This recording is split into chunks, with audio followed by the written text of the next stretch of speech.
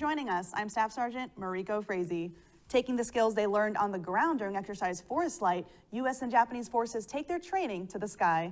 Lance Corporal Jacob Colvin is there with more. Here at Exercise Forest Light 17-1, the Japan Ground Self-Defense Force are going over repelling tactics out of the U.S. MV-22 Osprey. The Land of the Rising Sun practiced MV-22 skills they could use when working with the Marines. 2nd Battalion 3rd Marines Commander Lieutenant Colonel Ryan H. Hoyle say their ability to learn techniques quickly will be helpful in future endeavors. And so if the Japanese needed to, during humanitarian assistance, disaster relief, work alongside of us, then they're comfortable with that aircraft and can operate alongside us with it. And with natural disasters prevalent in the region, more lives will be saved because of this training. 3rd Marine Division held machine gun classes and live fire with the M240 and M2A1 for sailors as integration training. Chief Petty Officer Jeffrey McCon explains why this training is helpful for the sailors involved. It's a familiarization for the weapon systems that the Marines use, and it's something that the sailors have never seen. A lot of them have never seen before. Seeing these Marines walking around on the ship carrying these weapons. Now they'll know, what they do, how to use them. Just more of a sense of, this is how the other half lives. On my command, shock first! Sergeant Keone Nakapahu tells us how the training will benefit both the sailors and Marines in a joint operation scenario. This training covered disassembly, reassembly, and immediate remedial actions for both weapon systems. If and at any time they do get attached to us or we get attached to them, we would know their basics and they would know our basic types of techniques, tactical employments.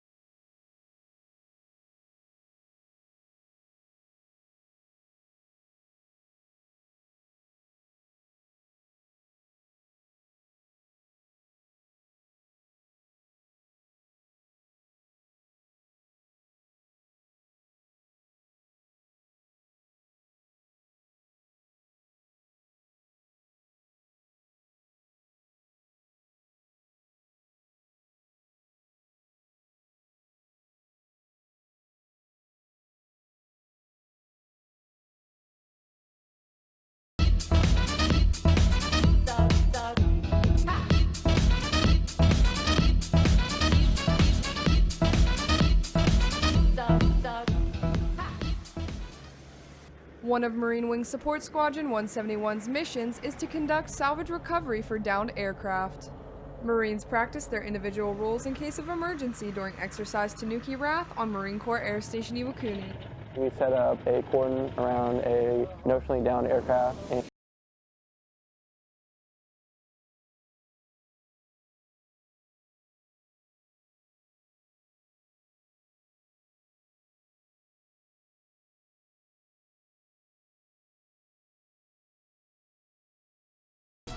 When we practiced ride control, we learned different formations, how to stay next to your buddy, how to work in pairs or groups, how to control different squads, who to listen to, what to look out for, ways to defend yourself, ways to assess the crowd, and go from there.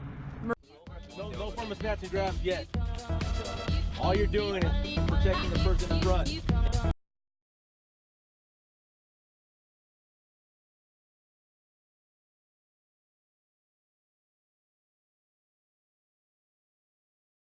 Alright, once he's detained out, what's going to happen is they're going to eventually move him off to the back of the line. Alright? In all actuality, go ahead. All actuality, there's going to be another team out here. All they're going to do is handle detaining. I'm ever handling a cordon site with a non-infantry unit. I was expecting a lot of confusion, but these Marines are good leaders. They took their own knowledge and put it into place on how to set up that block position. And I was pretty impressed. Eventually we will have a full-blown training evolution, which we will have an aircraft in place, and we're going to do a full-blown squadron mission with a crash scenario. Imagine you're stranded in the jungle after an aircraft emergency. Situations like this can occur at any time for an aircrew.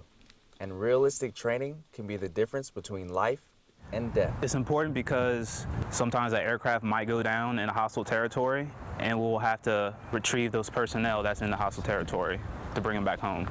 Members of the Deployment Aircraft Ground Response Element conducted an exercise with the 353rd Survival Evasion Resistance Escape Specialist, simulating the retrieval of an air crew who had to make an emergency landing. Actually working with the SEER guys helps us tremendously. They are the SMEs on that topic of personal recoveries, and we can take a lot from them and learn a lot from them. During the exercise, they practice evading the enemy and adapting to the different challenges that the Okinawan jungle presents. He'll put out all three of his claymores like this, and it's got two little feet on it that sticks it right into the ground. And then you have that claymore mine ready to go if the enemy's following them.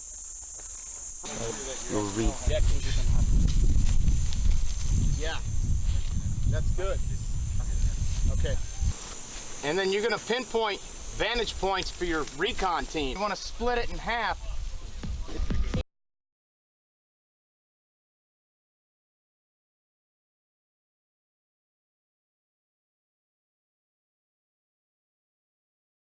I believe that America's future and economic prosperity are inextricably linked to the Indo-Asia Pacific, a region that's poised at the strategic nexus where opportunity meets the four considerable challenges of North Korea, China, Russia, and ISIS. Then there's North Korea, which remains the most immediate threat to the security of the United States and our allies in Japan and Korea.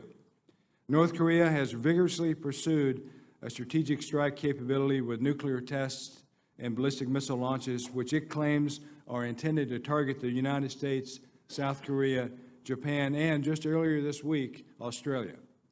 Make no mistake, Kim Jong-un is making progress on his quest for nuclear weapons and a means to deliver them intercontinentally. All nations need to take this threat seriously because North Korea's missiles point in all directions. North Korea's capabilities are not yet an existential threat to America, but if left unchecked, it will eventually match the capability to hostile rhetoric. That's why General Brooks and I are doing everything possible to defend the American homeland and our allies in the Republic of Korea and Japan.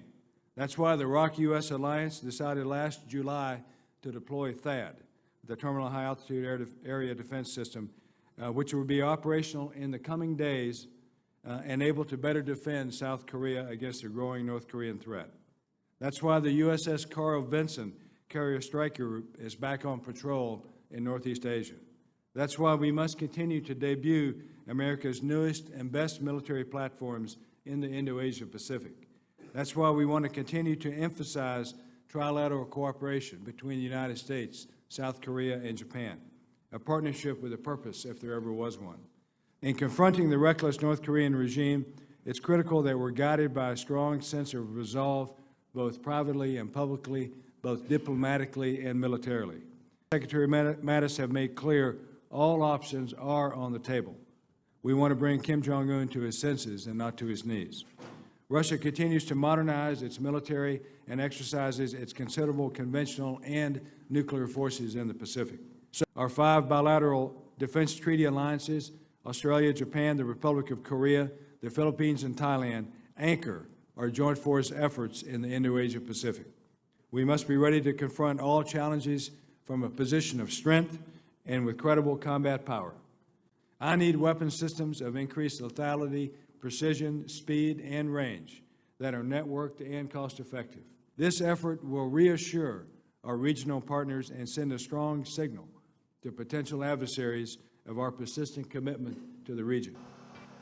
Service members team up for a parachuting exercise to sharpen their jump proficiency and response to crisis. It's a perishable skill, and we want to practice that skill as much as we possibly can. And really, part of what we wanted to execute this morning was to demonstrate that these operations can be conducted very safely and very routinely. The capabilities this training provides can save countless lives in the event that is needed during an emergency. The objective today was met entirely I think everyone enjoyed the great weather that we had today, and it's one of the core mission sets that we have to continue to support here for PACOM. This training highlights the need for these service members and how they affect our regional operations.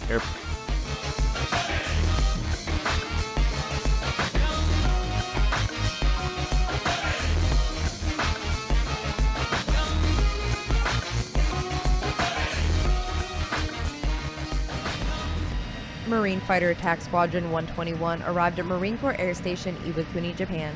The squadron brought F-35B Joint Strike Fighters all the way from Yuma, Arizona. There's definitely been a lot of challenges with it. Obviously, to move our aircraft here, logistics, we have a lot of people to move, not just housing, equipment. I guess one of the biggest issues has been the physical movement and prepping everything to come here. There's been a lot of cooperation with the unit. Had some outstanding people here to help us out, but moving a whole group of people is a lot of work. The jet is a short takeoff and vertical landing aircraft. The F-35B plans to replace the FA-18 Hornet and AV-8B Harrier. Your Harrier can take off vertically and land vertically. We can take off, short takeoff and vertically land. We're just going to be replacing that aircraft, that asset. The F-35B is the next generation aircraft representing the future of Marine Corps tactical aviation. We've got new aspects, new capabilities. What we'll be able to offer here in terms of keeping this area safe, I think, is a huge advancement as far as anything we've seen in the past. It's nice to have air superiority and know that we can do whatever we do, and we've got the right team to do it. The aircraft capabilities enable MCAS Iwakuni to support regional partners during times of crisis.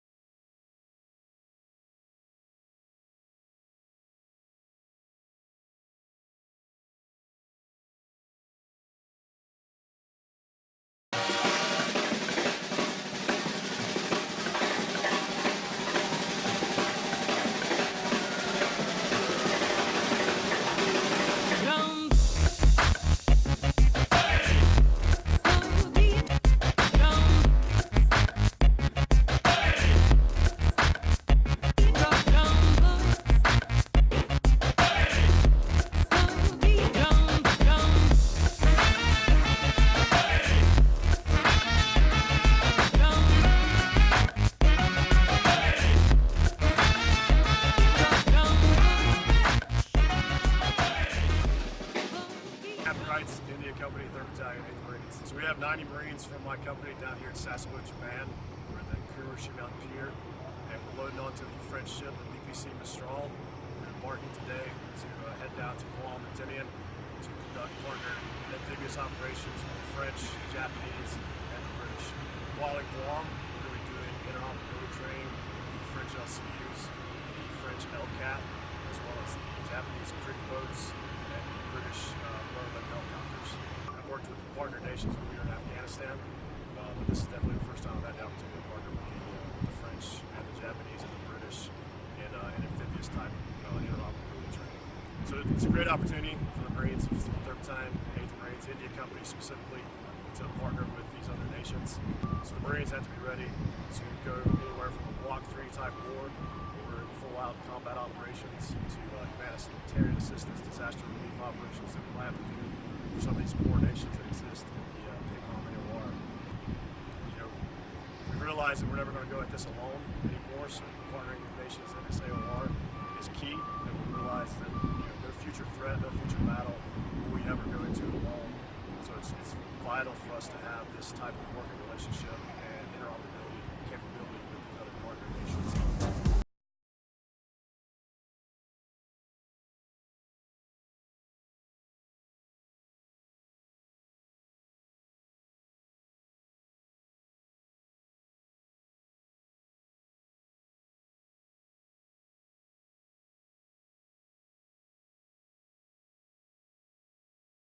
Approximately 2,300 service members and 7 ships from U.S. and Japan fleets came together for exercise multi-sail off the coast of Guam. The 5-day annual bilateral training is designed to strengthen partnership and increase readiness to respond to any contingency.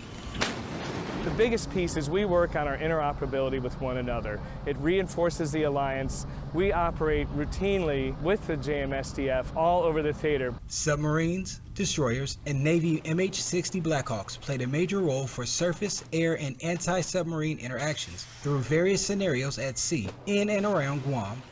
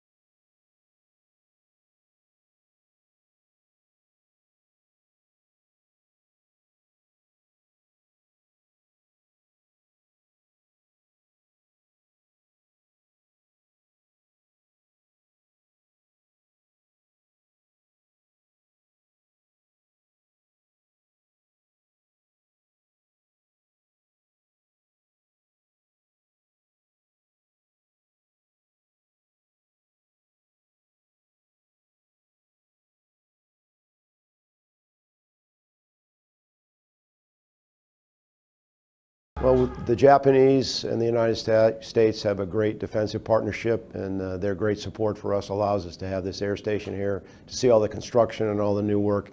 The place is absolutely beautiful, and we really appreciate their support. But it's an opportunity for U.S. to show their support for security and stability in the region.